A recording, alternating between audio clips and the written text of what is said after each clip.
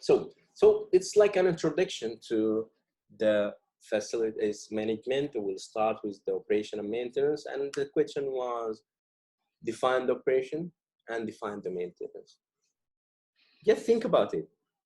Can you define or no? Okay, so let's see. What is the definition? Operation involve that the facility infrastructure provide a satisfactory work environment, compliance with law and regulations, meet financial performance goals, reflect efficient utility services and cost, and protect the surrounding community and environment.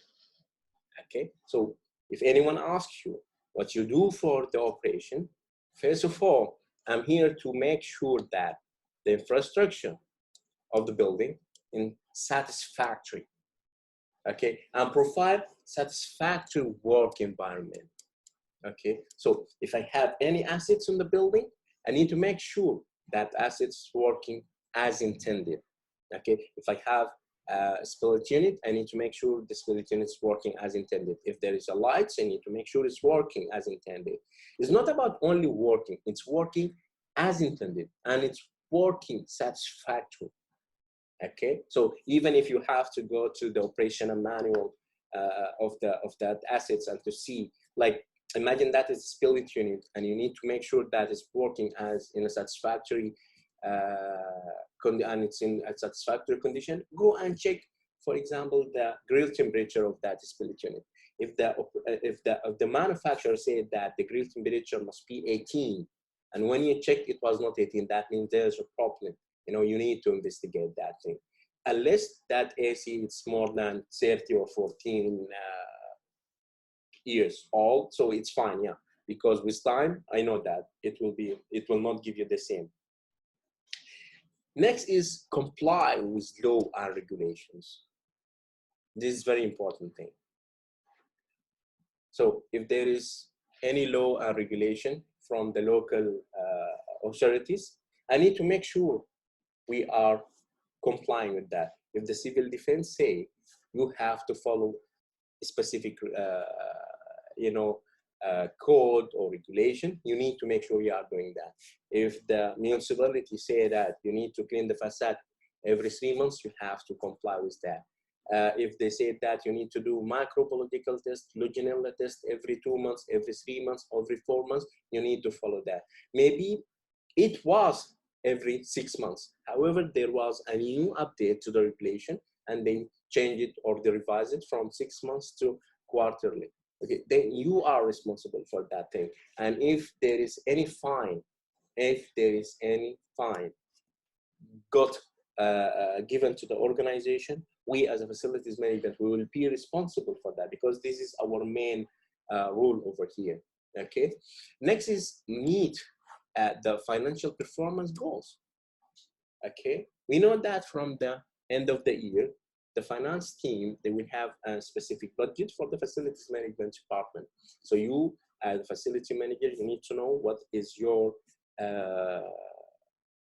finance ability or limitation, or the budget limitation, and you need to work within that limitation.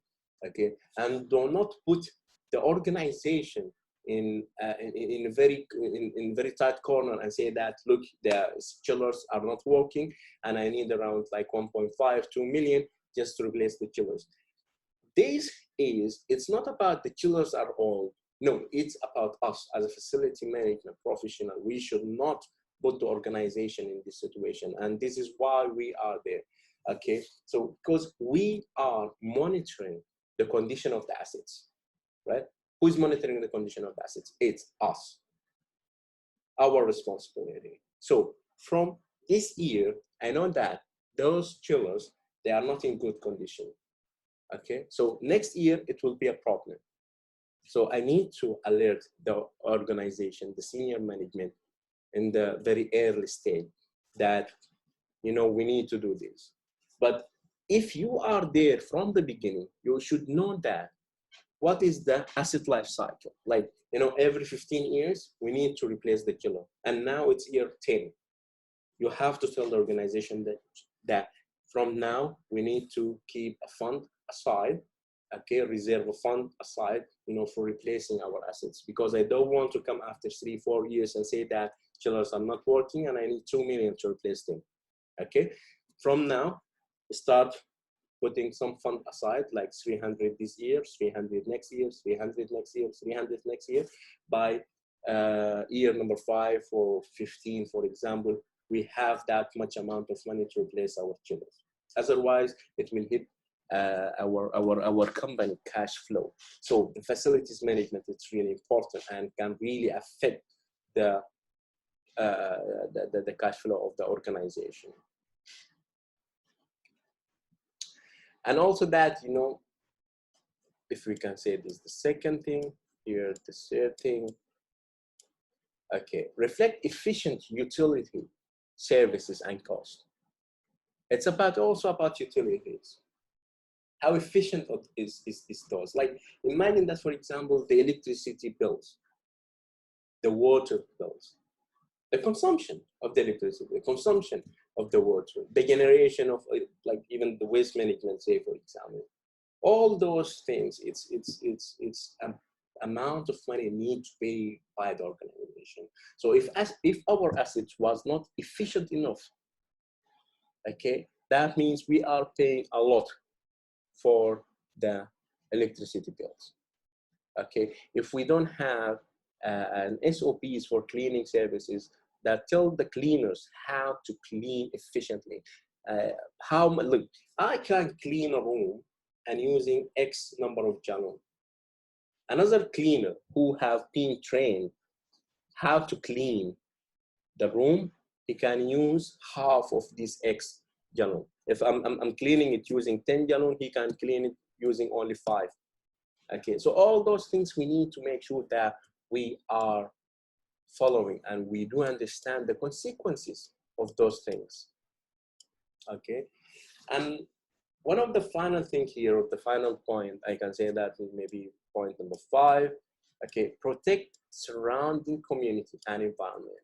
When it comes to protecting the surrounding, it's not only our building, but the whole community as well. I need to protect that. Okay, imagine that you need to do some renovation work, and to do that renovation work, you need to use drilling machine, for example.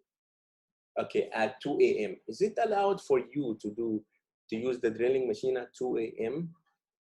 It's not, you are not allowed, okay? And even if you are in a country that there is no such a restriction, we as a facility professional, we know what is our community rights. Okay, we cannot do that because it will be noisy. This part of the thing that we need to protect the surrounding and the community.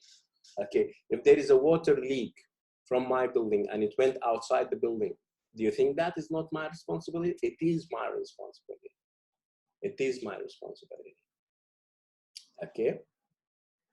And the next one is the environment. We need to protect the environment as well. Okay, how we can protect the environment?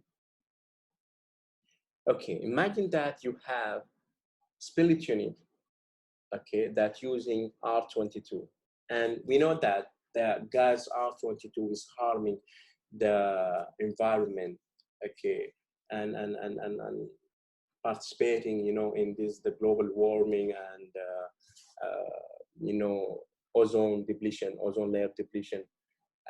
So when we want to discharge this R22 gas, we should not discharge it to the atmosphere like that, to the environment. No, we need to bring like recovery cylinders and give these cylinders to a specialist contractor, okay, who knows how to dispose this gas. It will cost you money.